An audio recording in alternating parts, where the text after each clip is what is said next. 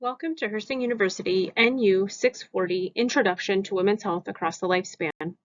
This video will discuss Chapter 1, Women and Their Health from your Alexander and colleagues textbook. This discussion will serve as a brief overview of the material. Therefore, I would like to ask that you please read the chapter for additional and required information. Additionally, I would like for you to review all other required and supplemental resources.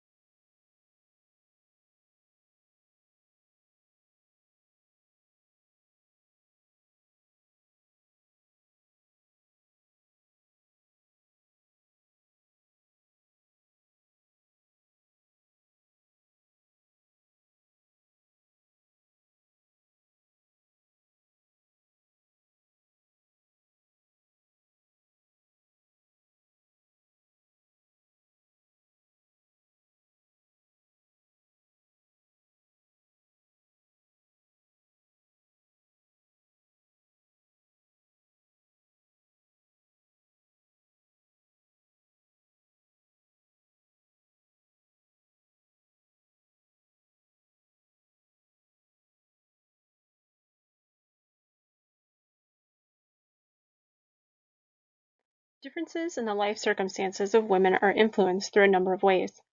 Considering the health of women within their broad social structural environment is important in light of ethnicity and socioeconomic status, all of which impact women's health. The social demographics of multiracial Americans in the United States are growing at a rate 3 times as fast as the population as a whole. In 2019, most multiracial Black people in the United States were members of Gen Z. Gen Z are those members born between 1997 and 2012. Gen Z makes up 20.66% of the population, and they are said to be the most racially and ethnically diverse. However, millennials, those born between 1981 and 1996, still make up the largest generational population at 72, a little over 72 million as of 2021. Regarding the total female population, growth rates are higher among the Hispanic population than among white non-Hispanic population or Black subgroups. The growth of the Hispanic population is likely to continue. The immigrant population is also increasing, contributing to growing racial ethnic diversity in the United States. Most immigrants confront challenges such as linguistic differences and changes in financial status. It is important to note that the process of immigration can affect health status and behaviors adversely through disruption of social networks, new exposure to racial and class-based discrimination, differential adverse environmental exposures, and adjustments to the new language, culture, and values. Educational attainment is one of the most important influences on economic well-being among women and has a profound impact on women's health. Graduating from high school and college significantly improves women's health and well-being by increasing economic security and by providing the literacy skills necessary to navigate the healthcare system. Conversely, lacking a high school diploma may cause women to have a lower earning, greater difficulty in obtaining healthcare, and more likely to engage in substance abuse and suffer from other adverse health consequences. It is important to note persons with less than a high school education have death rates at least double those with education beyond high school. Almost 1/3 of immigrant women aged 25 and older had a bachelor's degree or more education in 2018, compared to 33.6% of native-born women. So it was about 1/3, so 31.7 if we wanted to be exact. In comparison to the 33.6% of native-born women and 32.4% of foreign-born men. Immigrant women had a higher percentage of bachelor's degrees or higher compared to their male counterparts in 5 out of 10 of the top origin countries for female immigrants. Women's progress in educational attainment has been striking over the years. The share of immigrant women with a bachelor's degree or higher education increased from 27.5% in 2012 to 31.7% in 2018. The share of native-born women with a comparable level of education also increased from 2012 to 2018. Estimates from the U.S. Bureau of Labor Statistics from 2021 are that 76% are aged 25 to 54, 59.6% are 55 to 64, and 16.4% are 65 and older. The labor force participation rates of women have been increasing across age groups, except among younger and older women. So women 16 years and older account for 51.5% of those employed in management, professional, and related occupations. The number of women working full-time or with children, or a combination of both, have increased their participation as well. Some people choose not to take FMLA, so I wanted to kind of bring up FMLA because that does have an issue.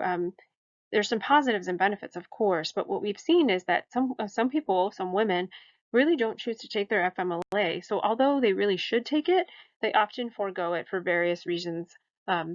Your book mentions one of those being breastfeeding. Another aspect is veteran status. Women account for an increasing proportion of veterans of the U.S. Armed Forces.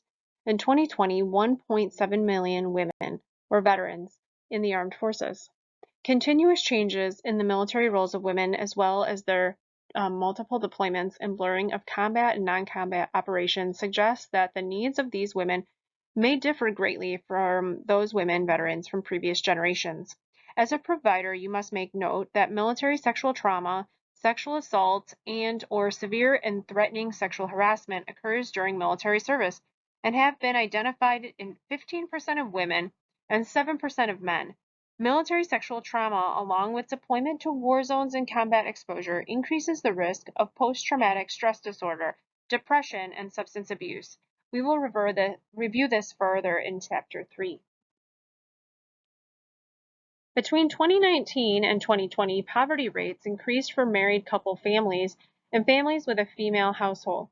The poverty rates for married couple families increased from 4% in 2019 to 4.7% in 2020.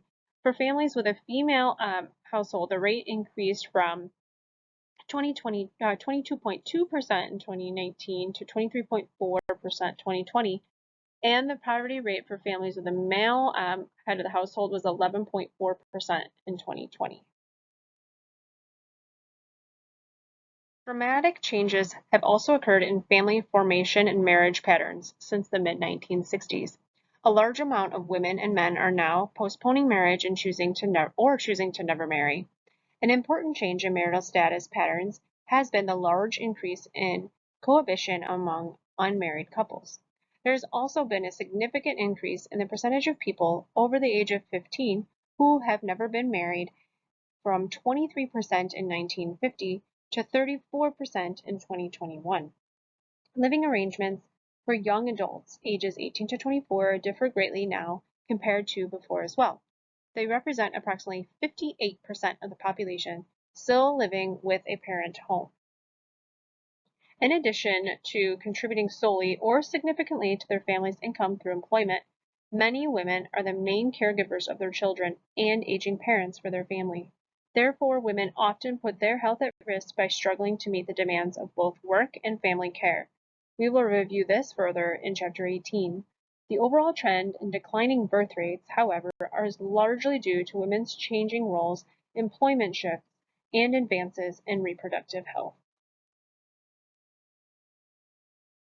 Moving on to health status indicators. One of the simplest ways to understand health status across populations includes using data on mortality, morbidity, and health services access and utilization. Life expectancy is a key indicator of health status worldwide, and mortality is the measure of the most serious women's health events. The life expectancy of women in the U.S. has nearly doubled since the turn of the 20th century, from 48 years in 1900 to 81.4 years in 2019. This is about 5 years longer than their male counterpart. who is expected to live an average of 76.3 years. This statistic does vary by race and ethnicity. Currently, the chronic conditions of heart disease, cancer, and stroke account for 63% of women's deaths in the US. Therefore, one must be aware that even though women have a longer life expectancy than men, they do not necessarily live those extra years in good physical and mental health. Morbidity is a generic measure that assesses the quantity of health in a given population, which is easy to interpret and compare across populations in time. Approximately one-third of age-adjusted deaths are due to unintentional injuries.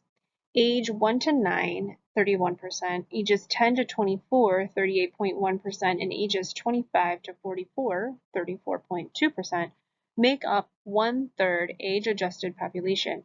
However, by age 45 and over, unintentional injuries barely make up one-tenth of age-adjusted deaths. By ages 45 to 64, which is 9%, and ages 65 and over, 2.9%, a dramatic decrease in the percentage of deaths caused by unintentional injuries is obvious. Available data suggest that violence against women is a significant public health problem in the U.S.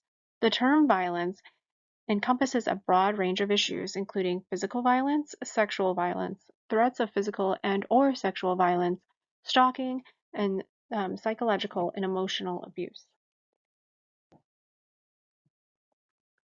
Many infectious disease and chronic conditions contribute significantly to key causes of death among women. As a provider, you must stay abreast of new diseases that are constantly emerging, including Zika, Ebola, severe acute respiratory syndrome, Lyme disease, COVID, and many others.